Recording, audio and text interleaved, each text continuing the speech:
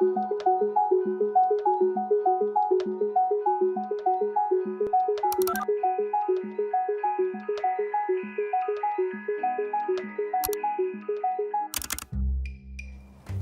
I am.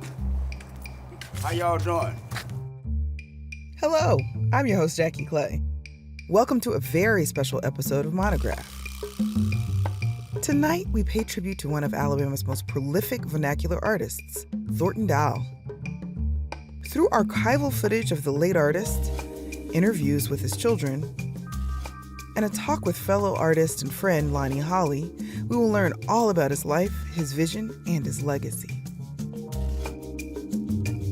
Here we are talking about one of the greatest artists that probably ever lived, and his name was Thornton Dow.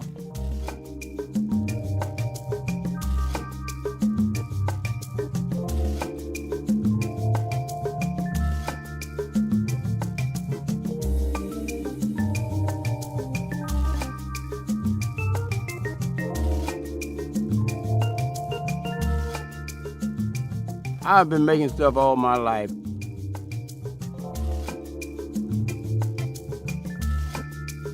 What was it like watching him make the work? Just to watch him work, it was amazing. Because he would work on like 3 and 4 pictures at a time. Did you always think of your father as an artist?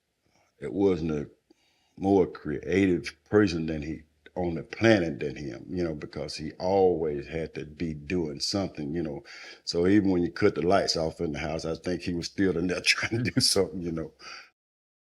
Daddy would paint all night. Daddy, when you wake up in the morning, Daddy be out there painting. Because to Daddy, it was something to relax him.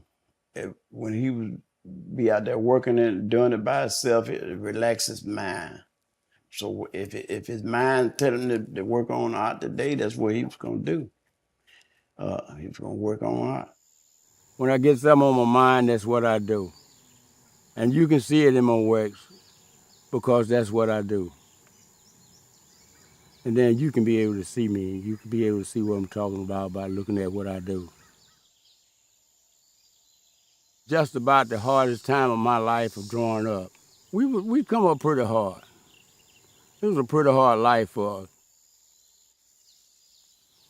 We didn't have any fathers to take care of you. Most of his work is going to involve women. His great-grandmama raised him until he got about 6 years old. His grandmama raised him until he got 12 years old, and his great aunt raised him until he got grown. So those are the main figures in his life, Do you think that showed up in his parenting also? I'm sure it did, because, he didn't have a father, and he really wanted to be a great father for his kids, and he was. And I think him just looking back at his life, and that was a goal of his, to do everything in his power for his family. The siblings are so close, Yes. We get along real good. No problem.